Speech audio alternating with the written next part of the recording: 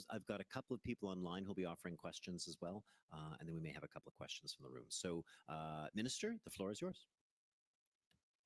Thank you so much, David. We are so glad that we have finally the closing plenary of COP16, and that it was a remarkable achievement of being able to approve all the decisions, especially the most contentious, difficult decisions, and not in a way that made parties feel that they were compromising their main objectives, but actually in the majority of decisions, and especially the most difficult ones, I think the parties were able to work an agreement that make everybody feel satisfied. Everybody felt that their interest was there. And I find that remarkable in year 2025, where we are seeing so much political change globally, where actually fragmentation, conflict is increasing, that around biodiversity and around the possibility of increasing the capacities to protect life globally, we found this common sense of the common good, and that was able to unite parties to make compromises, to work hard, and to get a results that makes them, and I think should make the CDB also very proud. So nobody was feeling uncomfortable in terms of they didn't achieve their objective. They achieved their objective because they were able to work and negotiate. And I found that then from here, from COP16, and we are sending from Cali and to Rome, we have sent a light of hope that still the common good, the environment, the protection of life, and the capacity to come together for something bigger than each national interest is possible.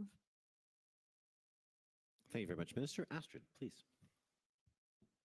Thank you so much, and thank you, Madam President. I have very little to add other than to maybe also highlight that I think people leave Rome here with a sense of hope, but also with a renewed sense of commitment to biodiversity. I think everybody goes home energized. Everybody also knows that you negotiate something in these international rooms, and then you come home, and that's where the real work starts. But if you come from a meeting like this, where you feel that you're together with a group of highly motivated people, and yes, they come from different parts of the world and they have different interests, but they come together around a set of challenges which are common challenges. And they take the time and they have the energy and dedication to explore why are these perspectives different. And on the basis of understanding where everybody comes from, manage to forge compromise. That is just an amazing win for the world and an amazing triumph of multilateralism and of global solidarity. And as our COP president has been saying, in this time more than ever, I think it was very important for us to send this signal. Also because this is the first COP of quite a series of COPs that we will see this year. And of course, we also wanted to set the tone for them and wanted to say, yes, multilateralism is alive and we can achieve what we want to achieve. And here, apart from launching the Cali Fund, which we did in this room just a few days ago, there were a number of very concrete decisions taken, and some of them were really overdue. And those overdue were the ones in particular relating to resource mobilization and the financial mechanism. So these were things that parties have been discussing for a long time, and all of you know that finances are a very difficult issue.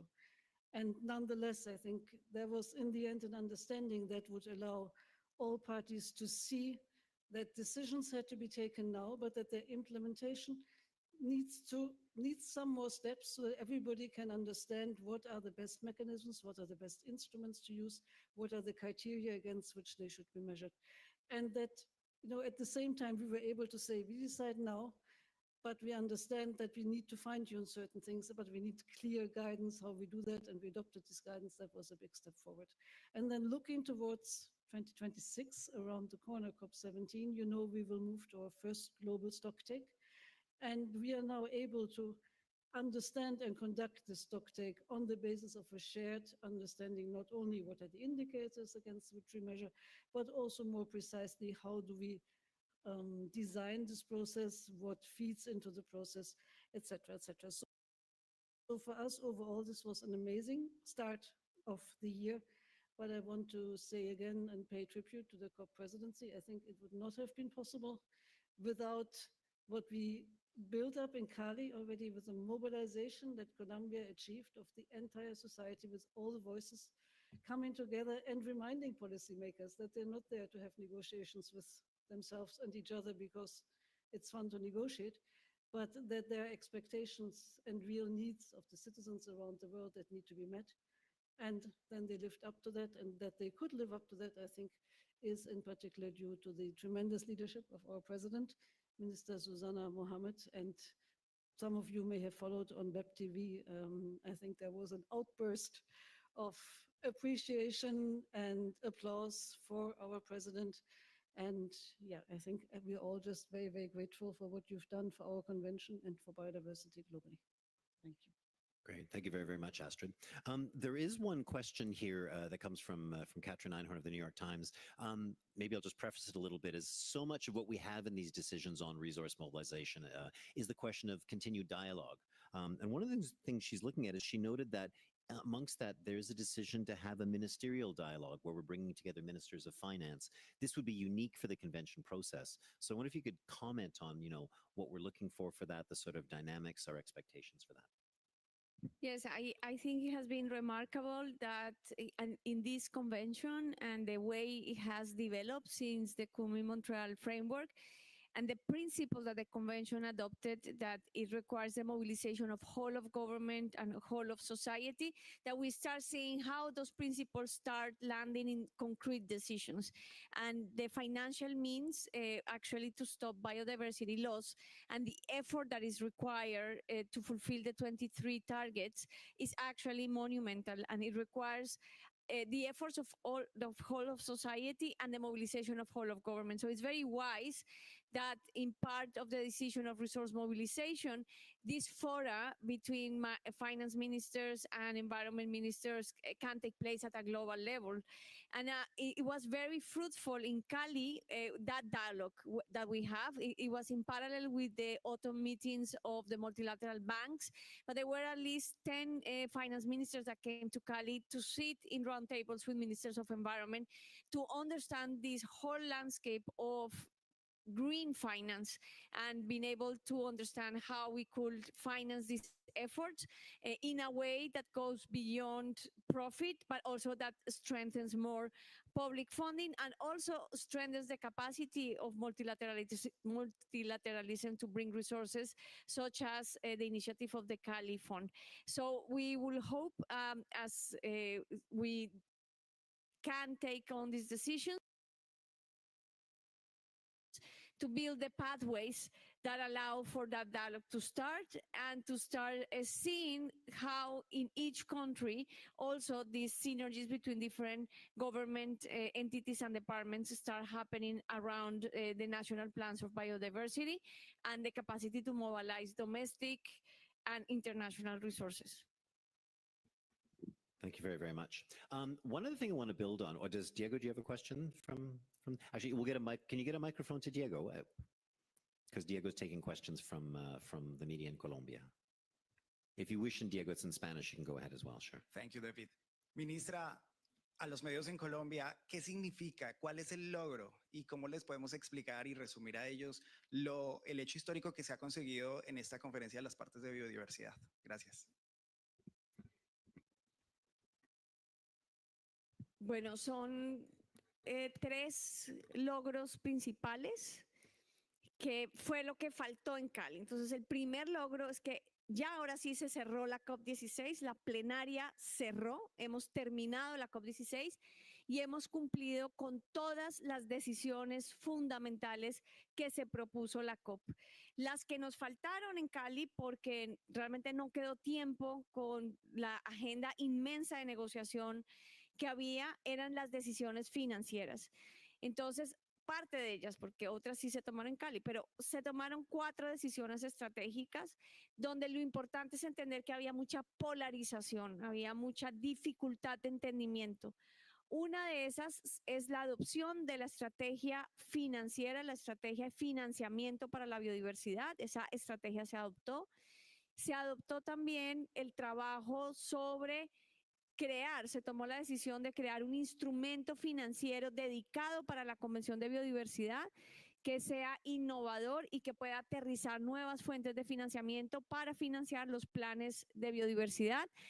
Y se aprobó una hoja de ruta para el desarrollo de ese tema, así como todo el esquema de indicadores acordados ya globalmente para medir cómo va la implementación de las 23 metas a nivel global, que es un trabajo técnico muy detallado y no es fácil poner de acuerdo a varios países porque tiene implicaciones fuertes en sectores económicos como la agricultura, como otros, cuando se va a medir con indicadores muy serios técnicos cómo avanzamos en el cuidado de la biodiversidad y finalmente cómo va a reportar las partes a la convención y cómo se van a hacer los reportes globales del avance de las 23 metas al 2030. Esas son las decisiones más estratégicas, las que nos quedaron faltando de Cali y pudimos cerrar con una COP absolutamente exitosa. Ahora sí podemos decir que cumplimos 100% los objetivos que nos propusimos para la COP de Cali. Thank you, Ministra. Astrid, I'm going to ask you a question. We've now finished COP16, so we're now on the road to COP17. So in the CBD process, what's the next thing we're looking for? Because there are results that came out of this COP that will be made real even this year. As you say, after COP is before COP. So indeed, we are on the road to Yerevan, but in our COP, we have quite an intense intersessional process. So it's not that we're only meeting a COP and then again at the end of 2026, we will in between have meetings of our so-called subsidiary bodies. One of them, about which we're very excited, that's the new one on Article 8J in our jargon. In normal language, it's the new subsidiary body for indigenous peoples and local communities to enable these groups to have a better influence on our decision-making. And that new body will meet for the first time in October this year in Panama. Also, at the same time, our body for scientific and technological advice will meet. And we will have a discussion also tomorrow on whether our implementation bodies that now need to look in particular on the resource mobilization strategy have to maybe meet more than once, or whether we can have working groups in between. So there's a whole work program between now and COP17 in 2020. Yeah, COP17 in 2026, getting confused with the numbers. But in particular, and I think the focus will be, of course, the implementation of the decision taken here. So the resource mobilization process, the roadmap that was put in place, the various steps that have to be achieved between now and then decisions that need to be taken at COP17 and the process of getting ready for the global stocktake. So we will, as of basically tomorrow, start engaging with the parties, sending out notification, deadlines, etc., for the reports, so that we can pull all the information together and have a solid understanding by the end of 2026, 4 years before our targets are due, where we are in this journey towards peace with nature and whether a course correction will be necessary. So, Minister Muhammad, you mentioned in plenary as well the part of this road from Cali to Belém, because this process that we do is also embedded in the synergies process. We're trying to look at bringing together climate and biodiversity. Can you talk a little bit about this road from Cali to Belém? Yes, we call it the Cali to Belém caravan, and it's actually to bring the Cali spirit to Belém de Pará, which will be the first COP ever on climate done in the Amazon. And this is has a lot of meaning because for some years now, we have been trying to bring together the agendas of biodiversity and climate change.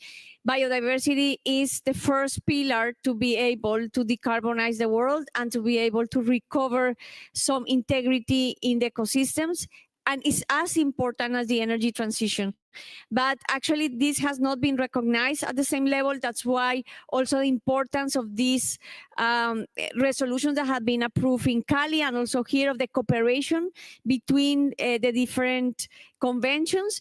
And so the mobilization from Cali to Belém has the caravan will have a route, an institutional route that is about the strategic process to bring decisions to Belém that actually bring the synergy and between biodiversity and climate. The Brazilian government is very committed to this.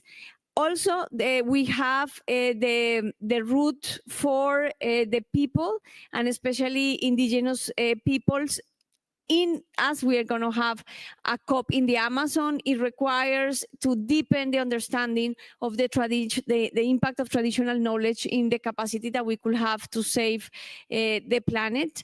And we also will have the coalition Peace for Nature that we want to mobilize much more and start getting steam behind the coalition Peace with Nature that allows also to bring to the forefront the activities, the needs of the people that are in the forefront of the biodiversity loss. So it will be a mobilization process. It will have a stop, although it's not, we have the stops from, that's going to happen in Panama, but also we're going to have a presidential meeting of the Amazon in Colombia just before the Belém COP, and there will be an important mobilization around these two subjects also in that perspective. So I will be posting in the CDB website, in the COP16 website, all the process of mobilization is also to rally the 37 declarations that came out of Cali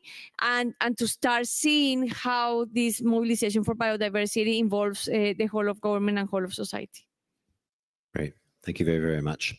It's very late here. It's well after 2 o'clock in the morning, and I think we're going to give our esteemed panelists a break. So thank you very, very much. There's a press release out, and certainly you can reach out to us at the convention with any other questions to the Executive Secretary or the Minister. So thank you, Minister. Thank you, Executive Secretary, and congratulations again. Good night.